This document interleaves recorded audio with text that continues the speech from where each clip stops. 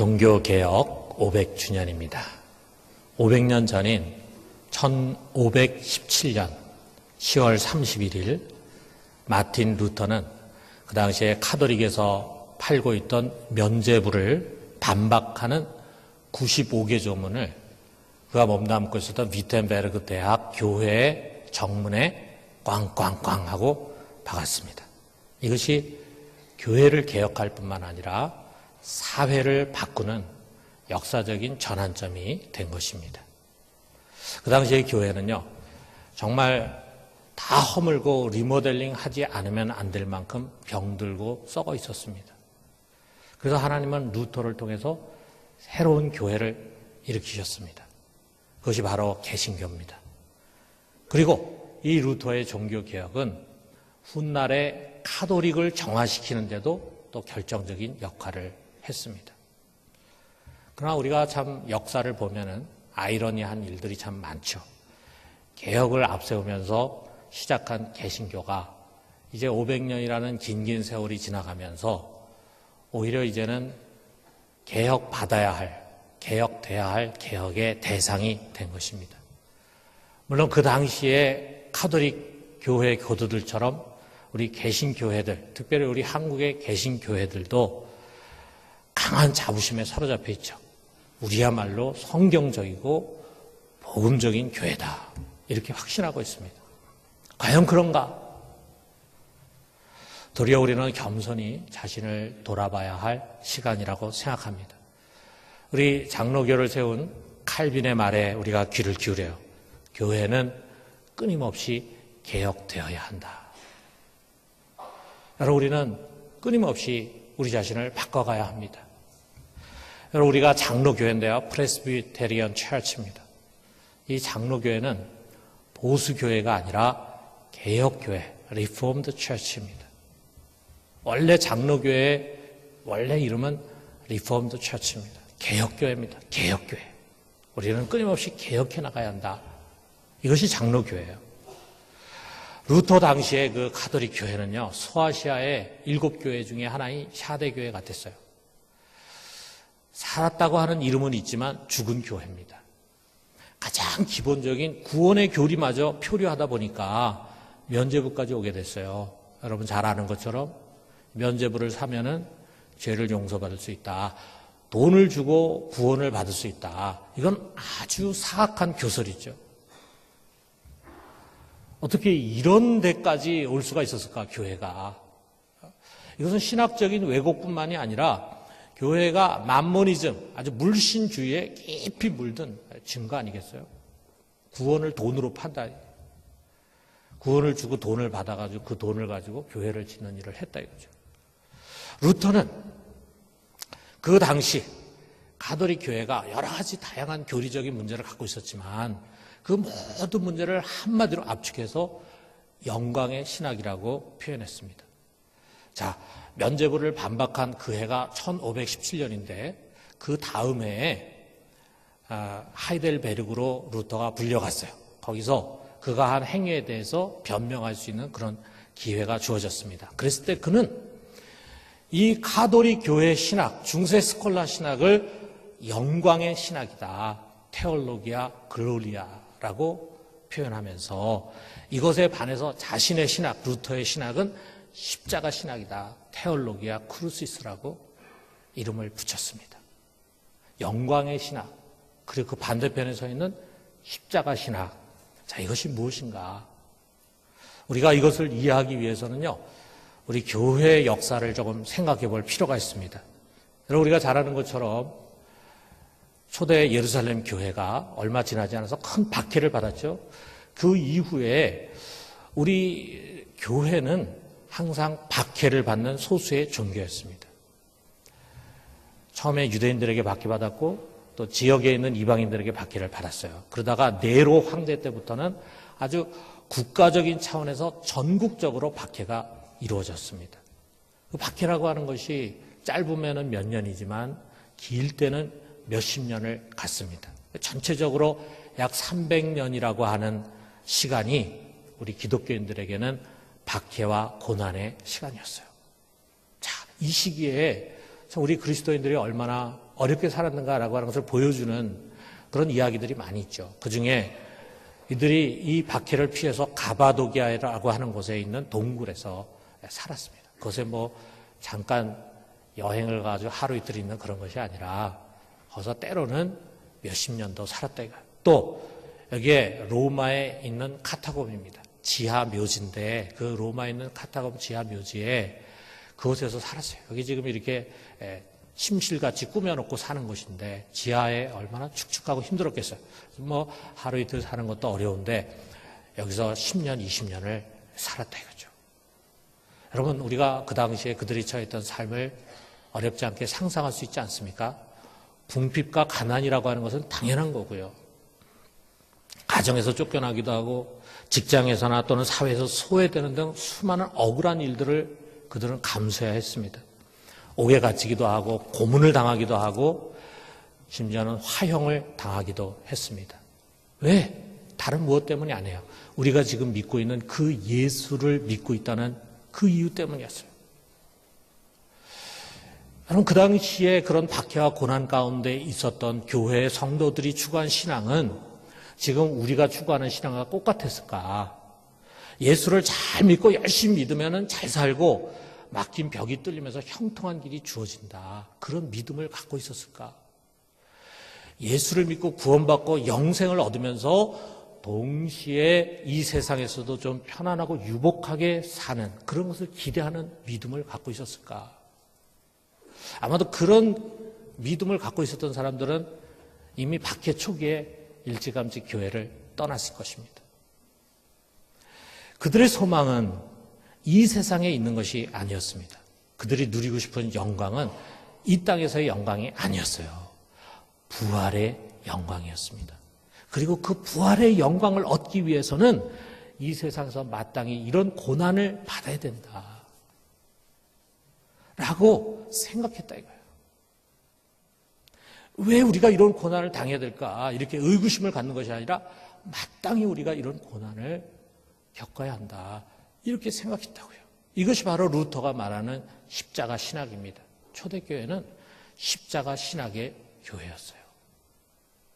이 소망이 너무나 강렬했기 때문에 그들은 어떤 경우라도 신앙을 포기하지 않았습니다. 때리면은 맞고 뺐으면 빼앗기고 붙잡이면 붙잡히고 죽이면 말없이 순교의 자리로 나아갔어요.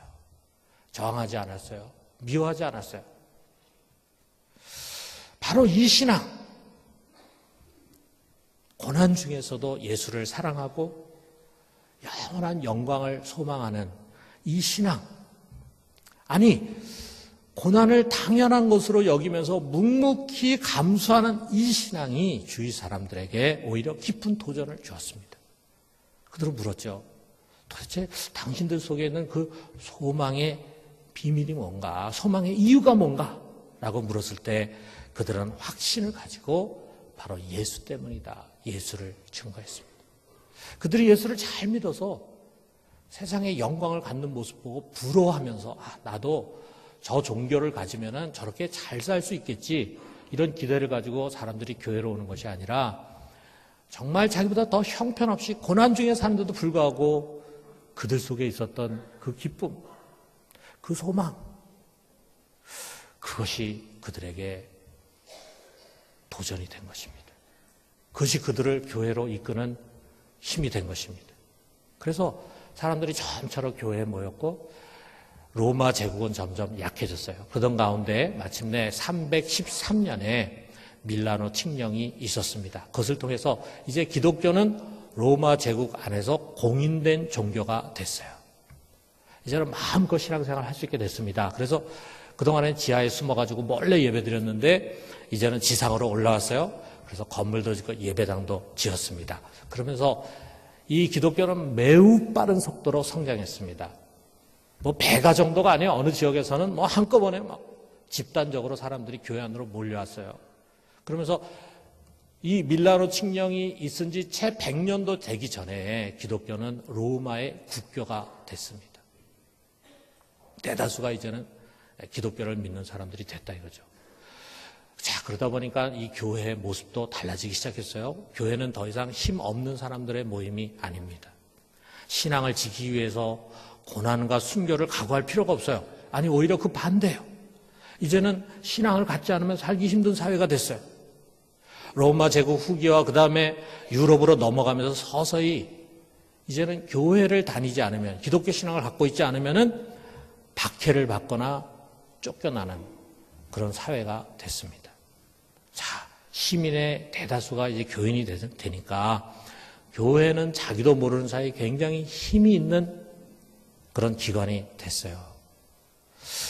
자, 이 밀라노의 감독 암브로시우스의 사진인데, 이 암브로시우스 때 황제가 누구였냐면 데오도시우스 황제입니다. 자, 그런데 이 데오도시우스 황제가 자기가 세운 장교 한 사람을 죽였다는 이유로 데살로니가 있는 양민 7,000명을 학살을 했습니다.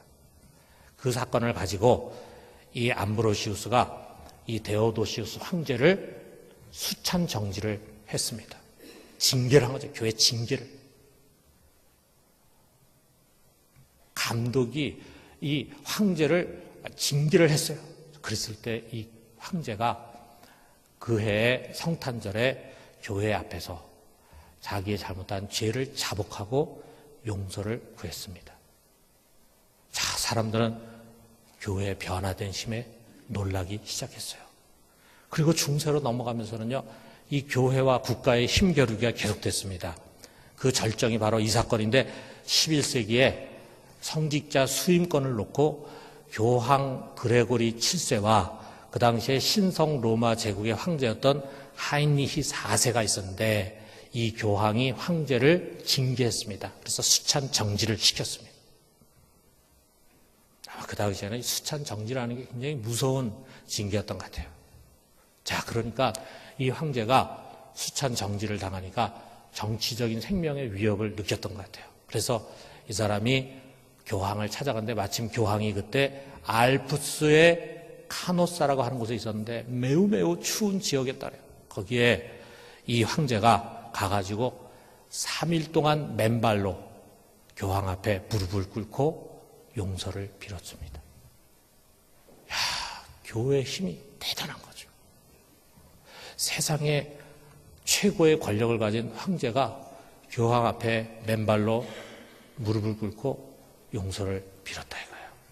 교회는 이처럼 세상에서 힘을 갖고 지배하는 것을 세상에 대한 하나님 나라의 승리라고 생각을 했어요. 정말 기독교는 힘과 권력과 부를 누리는 종교가 됐습니다. 교회는 수많은 땅을 소유했어요. 자기네 교회 정도 신앙생활 하는데 필요한 그런 땅이 아니라 굉장히 넓은 땅을 소유하고 심지어는 그 땅에서 소작을 주기도 했어요. 또 심지어는 비숍, 그 당시 비숍이니까 뭐 지금으로 치면 노회장 같은 사람이죠. 그런 사람들이 군대를 거느리기도 했습니다. 교회가 군대를 갖고 있어요. 평민들은 신학교를 나와서 사제가 되는 것이 출세의 첩경으로 간주가 됐어요. 귀족이 아닌 평민들이 좀 권력을 가지고 떵떵거리면서 살 수 있는 가장 좋은 길이 바로 신학교 가서 사제가 되는 길이었어요. 교회는 세상 영광으로 옷 입었습니다. 결국 가톨릭 교회가 추구하는 신학은요, 영광의 신학이 되고 말았어요. 그 영광이라는 것은 영적인 것으로 교묘하게 포장됐지만 결국은 세상 영광이었습니다. 하나님은 영광 가운데 계시는 분이라고 가르쳤어요. 그렇기 때문에 그의 집은 가장 영광스러워야 된다. 그래서 많은 돈을 들여서 곳곳에 웅장하고 화려한 교회를 짓습니다. 면제부를 팔았던 것도 바로 이 휘황찬란한 베드로 성당을 짓기 위해서예요. 이렇게 아름답고 이렇게 웅장한 성당을 지으려고 하다 보니까 돈이 필요해. 그래서 어떻게 하면 돈을 좀 긁어먹을 수 있을까 생각하다가 나온 게 면제부였다 이거예요. 교회가 이러니까 당연히 그 교회 뒤를 따라서 교인, 개개인도 마찬가지였습니다. 더 많은 재물, 더 많은 힘과 권력을 갖고 세상에서 남부럽지 않게 사는 것이 하나님의 축복이라고 생각을 했어요. 세상 영광을 지향하는 신앙, 그것은 자기 중심적이 될 수밖에 없습니다. 항상 자기에게 주목합니다. 자기 육신을 자랑하죠. 자기 가진 것을 자랑하죠. 자기의 선행과 의를 신뢰하면서 자기 공덕을 쌓아가요. 그리고 그것이 구원의 중요한 조건이 되는 것입니다. 루터는 이것을 직시했어요. 왜 교회가 이런 면죄부를 팔고 왜 교인들이 이런 면죄부를 사는가? 바로 오랫동안 계속된 이 영광의 신학이 오늘날 이런 비성경적이고 비기독교적인 현상을 만들어낸 것이다. 정확하게 진단한 것입니다. 그러면서 루터는 이제 교회는 성경이 가르치는 십자가 신학으로 돌아가야 한다. 이렇게 말했어요. 십자가 신학. 여러분, 그것은 철저히 자기를 부인하는 신앙입니다. 나 자신 중요하지 않다 이거예요. 나의 노력, 나의 선행, 나의 공덕, 이런 것이 내 죄를 없이하고 나를 구원할 수 없습니다. 나의 성공, 나의 재물, 나의 평안, 그것이 내 신앙을 보증하지 못합니다. 내가 하는 일이 잘 되고 내가 남부럽지 않게 산다고 해서 내 신앙이 좋은 거 아니라 이거예요.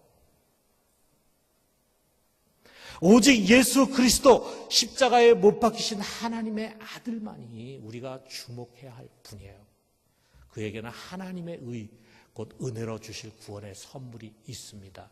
여러분, 믿음은 자기 자신에게 주목하지 않고 여기 십자가를 주목하는 것입니다. 우리의 구원의 근거가 전혀 우리 자신에게 있지 않고 전적으로 그분의 공로에 있는 것입니다. 그래서 의인은 어떻게 살 수 있는가? 오직 믿음으로 말미암아 살리라. 이 신칭이, 이것이 바로 십자가 신학에서 나온 루터의 가장 중요한 신학이었어요. 이 신칭의는 선한 행위라든지 삶을 무시하는 신학, 그런 것이 아닙니다. 오직 십자가 안에 있는 하나님의 은혜만을 주목하게 하는 거예요. 그 앞에서 나라고 하는 거, 이거 아무 의미 없다 이거예요. 내 지식, 내 선행, 내 성공, 내 외모 아무 의미가 없습니다. 나라고 하는 존재가 설 자리가 없어요. 나는 그저 하나님의 은혜로 구원받아야 할 죄인일 뿐이에요.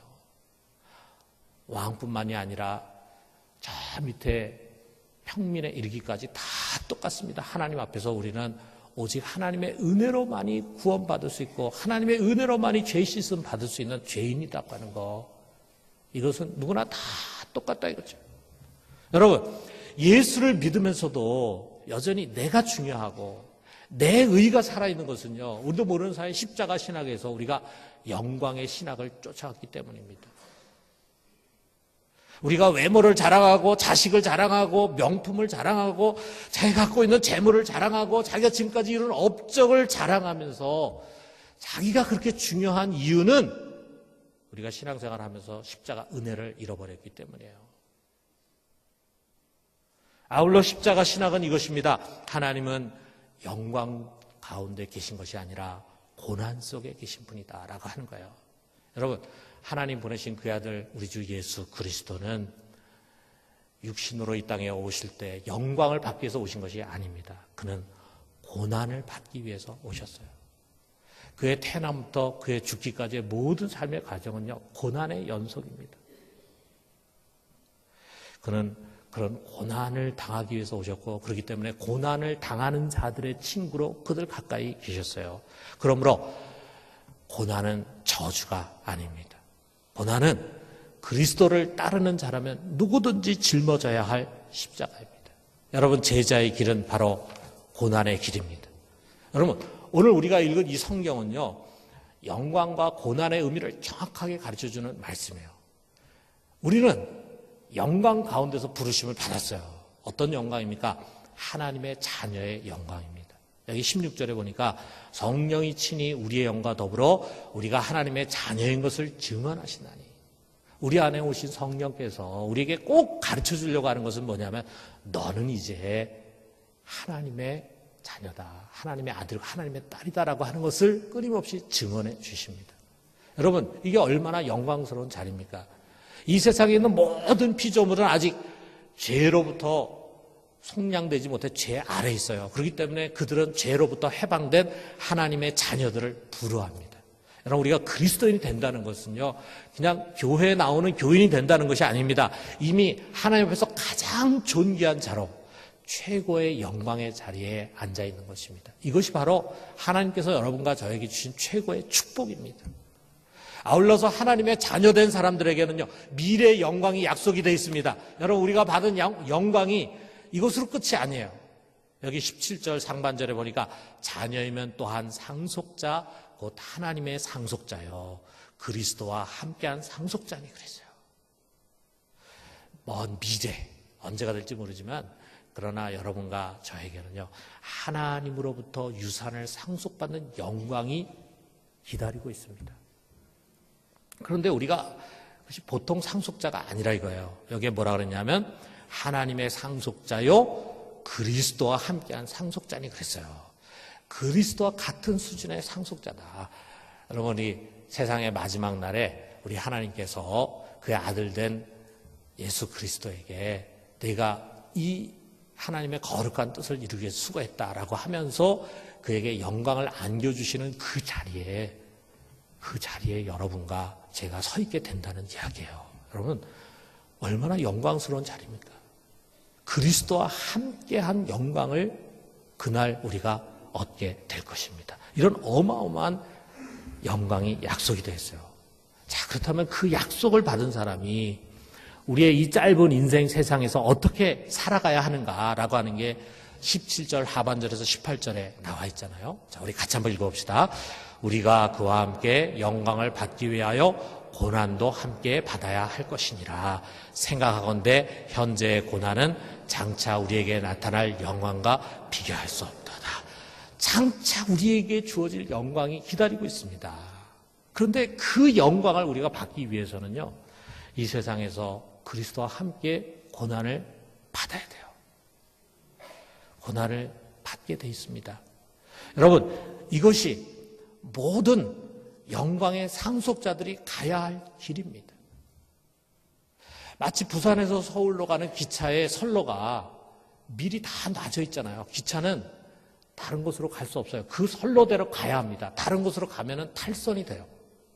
이미 놓여진 길로 가야 되는데 여러분과 저에게 하나님의 자녀가 되고 장차 영원한 영광을 얻게 될 여러분과 내 앞에 놓여 있는 그 선로는요, 영광의 선로가 아닙니다. 고난의 선로입니다. 여러분, 이 세상은 우리가 영광 받을 것이 아닙니다. 고난을 받을 것입니다. 여러분, 이것을 명심해야 합니다. 영광은 우리들에게 잠깐 유보되어 있어요. 언젠가 우리에게 그 시간이 올 것입니다. 그럴 때 그 영광은요, 우리가 이 세상에서 당하는 고난과는 정말 비교할 수 없는 것입니다. 바로 이것입니다. 여러분, 이것이 바로 십자가 신학입니다. 그러므로 여러분, 우리 신앙인이, 그리스도인이 이 세상에서 세상 영광을 쫓아서 살아가려고 하면은 주님과 멀어질 수밖에 없어요. 그건 탈선하는 것과 같아요. 여기 서울로 가야 하는데 가다가 탈선해가지고 다른 곳으로 가는 거예요. 우리가 가야 할 길이 아닙니다. 우리에게 주어진 길이 아닙니다. 십자가가 멀어집니다. 라오디게아 교인과 같이 됩니다. 겉으로는 분명히 교인이고 교회 생활을 하고 예배를 드리고 그리스도인이라고 생각이 되지만 그러나 그 안은 다른 신앙을 쫓고 있어요. 양지만 자다 떠도는 새속에 물든 신앙인이 됩니다. 여러분, 오늘날 우리 개신교회는 500년의 역사를 갖고 있는데 과거에 카톨릭이 갖고 있어서 루터로부터 지탄의 대상이 됐던 그 영광의 신학, 거기에 물들어 있습니다. 번영신학, 기복신앙, 이것이 모두 그런 신앙입니다. 세상 영광을 믿음의 열매로 생각을 해요. 믿음 생활 잘하면은 세상 영광이 온다고 생각해. 하나님을 잘 믿으면 그 하는 일마다 잘 되게 해주신다고 하는 공식이 교인들의 머릿속에 박혀 있습니다. 그리고 우리도 다른 사람 못지않게 잘 살아야 되고 잘 살 수 있다라고 하는 생각이 머릿속에 박혀 있습니다. 얼마 전에 우리나라를 방문한 남아공의 존 디 그루치 박사라고 하는 사람이 있는데, 이 박사 와서 강연 도중에 그런 얘기예요. 번영신학, 기복신앙, 이것은 복음에 반하는 이단이다. 이렇게 정죄를 했습니다. 제가 어느 교회에 임지식에 갔는데요. 거기서 설교를 했어요. 그리고 이제 축사 시간에 거기 교회 원로 목사님이 나와가지고 하는 말이, 자기 교회에서 임직받은 중직자는 다 잘되고 성공했다는 거예요. 그걸 강조해요. 그리고 그것이 좋은 신앙의 표인 것으로 말합니다. 중직자가 돼가지고 정말 바르게 주님을 섬기고 교회를 위해서 봉사하고 헌신하면은 다 그렇게 성공하는 것이 당연한 것이다. 여러분, 어떻게 보면 이것이 오늘날 우리 개신교회의 현주소입니다. 그러다 보니까 교회에 물신주의, 성공주의가 가득하고 자기 의로 충만해. 과거 과다르게 쫓던 영광의 신학을 우리도 모르는 가운데 쫓고 있는 것입니다. 교회가 우리 사회 속에서 영향력 있는 다수가 되다 보니까 옛날 가톨릭이 정치화된 것처럼 우리도 정치 권력화되고 있어요. 힘으로 세상을 바꾸려고 합니다. 세상을 섬기는 것이 아니라 세상을 지배하려고 합니다. 그러면서 무례한 기독교가 되어가는 것입니다. 여러분, 우리 교회는 다시 개혁돼야 합니다. 다시 십자가 신학으로 돌아가야 합니다. 우리는 세상에서 영광의 자리가 아니라 예수 그리스도와 함께 고난받는 자리에 부르심을 받았어요. 여러분, 우리가 이것을 명심해야 합니다. 여러분, 우리가 편안하게 아무 문제 없이 살아가는 삶이 축복된 삶이 아닙니다. 하는 일마다 잘 되고 아무 고난 없이 세상 영광으로 둘러싸인 삶이 성공하는 삶이 아닙니다. 먼 훗날에 우리가 죽음을 앞두고 우리의 인생을 돌아보면서 나는 평생에 큰 어려움이 없이 형통한 길을 걸으면서 편안히 살았다라고 말하면은 그것을 듣는 사람들은 부러워할지 모르지만 주님은 칭찬하지 않습니다. 어쩌면 그 다음 세상에서 그분과 함께 영광의 자리에 서는 것을 거절당할지 몰라요. 여러분, 우리가 아침에 일어나서 그날 하루를 위해서 기도할 때 주님, 오늘 하루 아무 문제 없이 편안하게 살게 해주십시오. 이것은 우리가 드릴 기도가 아닙니다. 우리가 드릴 기도가 무엇입니까? 하나님의 이름이 거룩히 여김을 받으시고 하나님의 나라가 임하시고 하나님의 뜻이 오늘 저를 통해서 이루어지기를 원합니다. 이것이 우리가 드려야 할 기도입니다. 그리고 오늘 하루 그것이 이루어지기를 위해서 수고와 고난을 감당하면서, 아니 기꺼이 고난을 자취하면서 살려고 하는 것, 이것이 십자가 신앙입니다. 디모데후서 1장 8절에 바울이 디모데에게 그 자리로 그의 사랑하는 영적인 아들 디모데를 초청합니다. 너는 오직 하나님의 능력을 따라 복음과 함께 고난을 받으라. 여러분, 우리들의 인생이 하나님 나라와 그의 의를 위한 고난으로 점철된 삶이라면 그 삶이 바로 성공한 삶입니다. 우리가 마지막 이 세상을 하직할 때 주위에 있는 사람들에게 내가 참 험악한 삶을 살았다, 그러나 그것은 우리 하나님의 나라와 그 의를 위해서 내가 아낌없이 드린 삶이었다 라고 고백할 수 있다면 그것이 진짜 승리하는 삶입니다. 하나님 성도 여러분, 우리 편안한 삶에 안주하지 맙시다. 세상 영광 뒤쫓아가며 살려고 하지 맙시다. 내가 그리스도를 위해서 받을 고난의 자리가 어딘가를 둘러봅시다. 나의 손길을 필요로 하고 헌신과 섬김을 필요로 하는 자리가 있습니다. 때로는 움켜쥔 것을 나눠줘야 할 자리가 있습니다. 때로는 비방을 받거나 수욕을 받아야 할 자리도 있습니다. 때로는 갈등하고 고민하고 괴로워해야 할 자리도 있습니다. 때로는 외로워하고 아파해야 할 자리도 있습니다. 나를 위한 것이 아니라 주님을 위한 것이라면, 하나님 나라를 위한 것이라면 우리는 그 자리를 피해서는 안 됩니다. 편안하게 집에 가서 침대에 누워서 편안한 삶을 살려고 그런 자리를 피해서 도망가면 안 됩니다. 여러분, 그것이 우리가 서야 할 자리입니다. 당연히 우리가 서야 할 자리입니다. 왜? 우리는 고난을 받도록 부르심을 받았기 때문이에요. 그러나 세상에서 우리의 고난이 클수록 그날에 우리에게 주어질 영광이 클 것입니다. 세상에서 잃어버리는 것이 많을수록 그 나라에서 얻는 것이 많을 것입니다. 여러분, 종교개혁 500주년을 맞이하면서 우리도 모르게 우리 속에 흘러들어왔던 영광의 신학에서 다시 루터가 부르짖었던 성경이 우리에게 가르쳐주고 있는 십자가 신학으로 돌이키는 우리 모두가 되기를 주님의 이름으로 축원합니다. 우리 같이 기도합시다.